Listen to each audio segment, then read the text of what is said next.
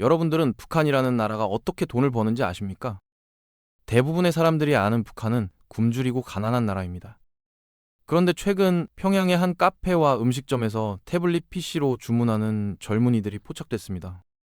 거리엔 BMW와 벤츠 같은 외제차를 몰며 전화하는 젊은 세대들도 있고요.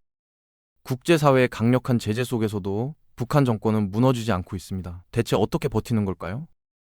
핵무기 개발하고 미사일 쏘아 올리는데 필요한 그 막대한 돈은 도대체 어디서 나오는 걸까요?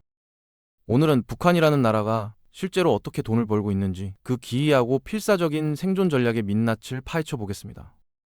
북한의 가장 오래되고 효과적인 생존 전략은 바로 벼랑 끝 전술입니다. 국가 금고가 바닥나거나 식량이 떨어질 때마다 정권은 예측 가능한 패턴을 보이죠. 먼저 미사일을 발사하고 핵실험을 암시하며 격렬한 비난 성명을 쏟아냅니다. 마치 떼쓰는 아이처럼 국제사회의 관심을 끌어내는 겁니다. 그러면 미국과 한국을 포함한 주변국들은 상황 악화를 막기 위해 움직이기 시작합니다. 제재 완화를 논의하고 식량 지원을 제안하죠. 북한은 이 순간을 기다렸다는 듯 협상 테이블에 앉아 정상적인 외교관의 얼굴로 돌아옵니다. 필요한 원조를 챙긴 다음에는 다시 침묵하거나 약속을 어기고요. 이런 사이클이 6개월에서 1년마다 시계처럼 반복됩니다. 김일성 시대부터 이어진 이 줄타기 외교는 소련과 중국 사이에서 양쪽의 지원을 모두 받아내던 방식의 현대판이죠. 핵심은 간단합니다. 유일한 협상 카드인 핵 능력은 절대 포기하지 않으면서 필요할 때마다 위기를 조장해 원조만 받아내는 겁니다. 북한 지도부에게 진정한 번영보다 중요한 건 체제 생존뿐이니까요. 많은 사람들이 중국을 북한의 혈맹이라고 생각하지만 실상은 좀 다릅니다. 이건 사랑의 결혼이 아니라 필요에 의한 동거에 가깝죠. 중국이 진짜 두려워하는 건 북한 정권의 붕괴입니다. 북한이 무너지면 수백만 명의 난민이 국경을 넘어올 수 있고 더 끔찍한 건 미군이 중국 코앞까지 진출하는 시나리오거든요. 북한은 중국 입장에서 미군과의 물리적 완충지대 역할을 합니다. 그래서 중국은 북한의 현상 유지를 위해 경제적 생명줄을 끊을 수가 없는 겁니다. 김정은은 이 역학관계를 정확히 이해하고 있습니다. 2018년 시진핑과의 만남에서 보여준 겸손한 태도가 그 증거죠. 중국을 화나게 하지 않는 선에서 최대한의 이익을 취하는 겁니다. 재미있는 건 중국의 이중적인 태도입니다. 표면적으론 유엔 안보리의 대북 제재에 찬성표를 던지지만 뒤로는 석유를 공급하고 무역을 묵인하죠. 베이징은 북한을 경제적으로든 군사적으로든 무너뜨릴 능력이 충분합니다. 하지만 그렇게 하면 안정이 깨지니까 극단적인 압박은 행사하지 못하는 딜레마에 빠져 있는 겁니다. 북한은 이 딜레마를 완벽하게 이용하고 있고요. 1990년대 이전까지 북한 주민들은 공공 배급 시스템을 통해 식량을 받았습니다. 국가가 모든 걸 책임지는 사회주의 천국처럼 보였죠. 그런데 1991년 소련이 무너지면서 이 시스템도 함께 붕괴했습니다. 1994년 하루 450g이었던 배급량이 1997년엔 130g으로 급감했어요. 성인 한 명이 하루를 버티기엔 턱없이 부족한 양이죠. 결국 인구의 6%만이 정부로부터 식량을 받는 상황까지 왔습니다. 고난의 행군이라 불리는 이 시기에 최소 20만 명에서 최대 300만 명이 굶어 죽었습니다. 국가는 주민들에게 밥을 먹여주겠다던 약속을 지키지 못했고 2,500만 명의 인구는 각자 도생의 길을 찾아야 했죠. 공식적인 사회주의 경제는 작동을 멈췄습니다. 사유재산도 무역도 금지된 나라에서 주민들은 생존을 위해 불법적인 시장 활동을 시작할 수밖에 없었어요. 국가가 책임지지 못하니 스스로 살 길을 찾은 겁니다.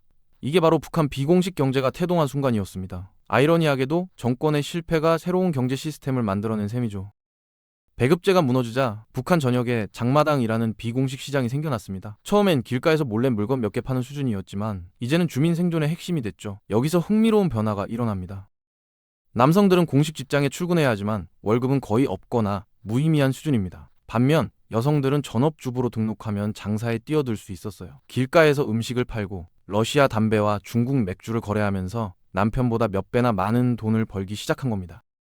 집안의 권력 구조가 뒤집힌 거죠. 이제 북한 가정에선 여성의 발언권이 훨씬 강해졌습니다. 그리고 돈주라 불리는 신흥 자본가 계급이 등장했습니다. 이들은 뇌물로 당국의 단속을 피하거나 아예 국가기관 명의를 빌려 사업을 운영하죠. 정부도 시장을 완전히 통제할 수 없다는 걸 깨달았습니다. 8월 3일 규칙 같은 제도로 불법 행위를 묵인하는 대신 수수료를 챙기는 공생관계가 형성된 겁니다. 2009년 화폐 개혁이 실패하면서 주민들은 자국 돈을 믿지 않게 됐고 지금은 대부분 중국 위안화나 달러로 거래합니다. 국가 경제는 무너졌지만 주민들은 스스로 살아남는 법을 배운 셈이죠. 북한은 GDP의 26.4%를 군사비로 쓸 만큼 돈이 절실히 필요합니다. 하지만 합법적인 무역길은 막혀 있죠. 그래서 눈을 돌린 게 바로 지하 자원입니다. 북한 땅 밑에는 약 227억 톤의 석탄이 묻혀 있어요. 이건 북한 외화벌이의 핵심 수단이었습니다. 2010년부터 2015년까지 매년 평균 10억 달러 이상의 석탄을 수출했고, 이게 전체 수출 소득의 3분의 2를 차지했죠. 그런데 2017년 유엔 안보리가 대북 제재를 강화하면서 공식 수출길이 막혔습니다. 북한은 포기했을까요? 천만에요. 선박간 환적이라는 수법을 쓰기 시작했습니다. 북한 배가 공해상에서 다른 나라 배를 만나 석탄을 옮겨 싣는 거죠. 그러면 서류상으론 북한산이 아닌 것처럼 위장할 수 있습니다. 중국은 물론이고 말레이시아, 베트남 같은 곳으로도 밀수출하고 있어요. 2021년부터 2022년 사이에만 50척이 넘는 관련 선박이 중국 항구에 입항한 게 포착됐습니다. 제재가 있어도 검은 황금은 계속 흐르고 있는 겁니다. 국제사회의 감시망을 교묘하게 피해가면서요. 북한은 국제 무기 암시장에서 주요 공급책으로 활동하고 있습니다. 중동과 아프리카 분쟁 지역에 무기를 팔아 외화를 벌어들이는 거죠. 구소련과 중국의 낡은 무기를 개량하거나 자체 생산한 탄도미사일 기술과 레이더 부품을 불법으로 수출합니다. 유엔이 무기 거래를 금지했지만 소용없었어요. 시리아, 이란, 이집트, 예멘 같은 나라들에 10억 달러가 넘는 미사일과 재래식 무기를 팔아치웠으니까요. 최근엔 더 대담해졌습니다. 우크라이나 전쟁에 개입한 러시아 민간 용병 기업 바그너 그룹의 보병용 로켓과 미사일을 대량으로 공급한 정황이 미국 정보 당국에 의해 드러났거든요. 2013년 파나마 운하에서 적발된 청천 강호 사건을 기억하시나요? 설탕 포대 아래 미사일 부품을 숨겨 운송하다 걸린 거였습니다. 은밀하면서도 대담한 방식이죠. 전 세계가 제재를 가해도 북한은 어둠 속에서 거래를 이어갑니다. 분쟁이 있는 곳이라면 어디든 북한산 무기가 흘러들어가고 그 대가로 달러가 평양으로 흘러 들어오는 겁니다. 국가가 무기상이 된 셈이죠. 또 하나가 있습니다. 인터넷 보급률이 1% 미만에 불과한 나라에서 세계 최고 수준의 해커 부대가 나온다는 게 믿기시나요?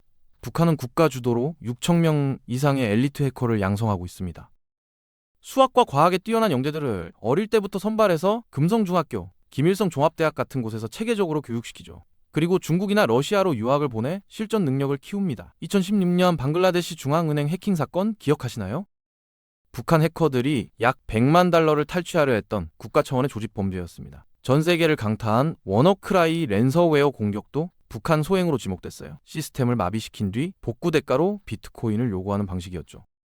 최근엔 더 노골적입니다. 가상화폐 거래소를 직접 해킹해서 2022년 한 해에만 약 2조 2천억 원 상당의 가상화폐를 훔쳤습니다. 이 돈은 고스란히 핵과 미사일 개발 자금으로 쓰이고 있고요. 일반 국민은 인터넷조차 못 쓰는 나라에서 정권은 사이버 공간을 ATM처럼 활용하고 있는 겁니다. 클릭 몇 번으로 수천억을 훔치는 시대의 강도들이죠.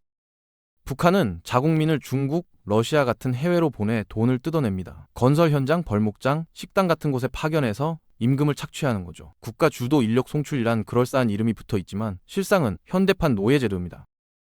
해외 파견 노동자들은 하루 12시간에서 16시간씩 고강도 노동에 시달립니다. 그런데 번 돈의 대부분을 국가에 상납해야 해요. 본인 손에 쥐는 건 쥐뿔도 없는 겁니다. 이 돈은 고스란히 정권 유지와 무기 개발 비용으로 들어가죠. 국제인권단체들은 이런 행태를 명백한 인권 유린이라고 비판합니다. 하지만 북한 정권에게 이건 포기할 수 없는 현금 수입원이에요. 사람을 수출해서 외화를 버는 나라, 그게 지금 북한의 민낯입니다.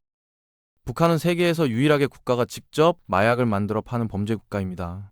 1990년대 김일성이 지시한 백도라지 사업이라는 게 있었어요. 이름만 들으면 약초 재배 같지만 실제로는 양귀비 재배를 은어로 표현한 거였습니다.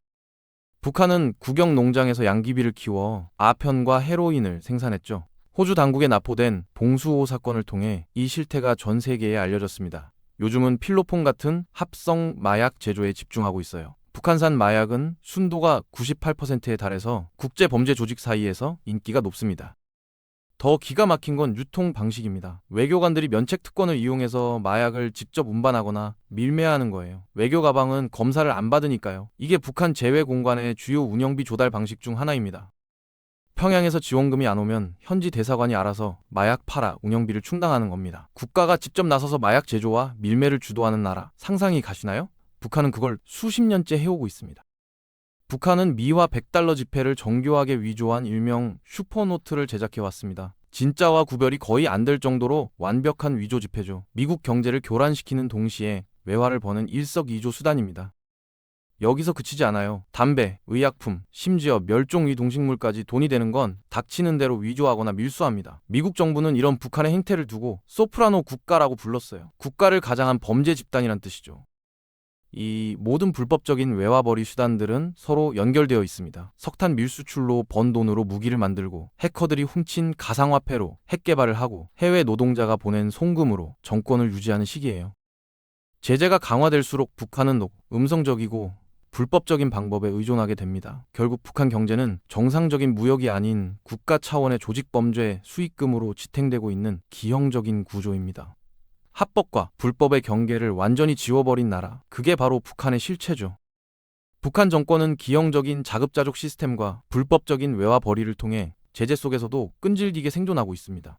주민들은 기본적인 식량조차 해결하지 못해 굶주리는데, 정권은 탈취한 외화로 미사일을 쏘고 사치품을 소비하죠. 이 모순적인 구조가 유지되는 이유는 철저한 공포 정치와 신격화를 통한 내부 통제, 그리고 중국이란 뒷배가 존재하기 때문입니다. 하지만 소련 시대의 낡은 공장들이 멈춰서듯 임시방편으로 땜질한 북한의 경제 시스템은 언젠가 한계에 봉착할 수밖에 없어요. 그럼에도 당분간 북한은 느리고 비효율적이지만 멈추지 않는 기계처럼 국제사회의 우려 속에서 그들만의 생존 방식을 이어갈 겁니다. 이와 관련돼 알고 있는 지식이 있다면 여러분의 의견을 댓글로 남겨주세요.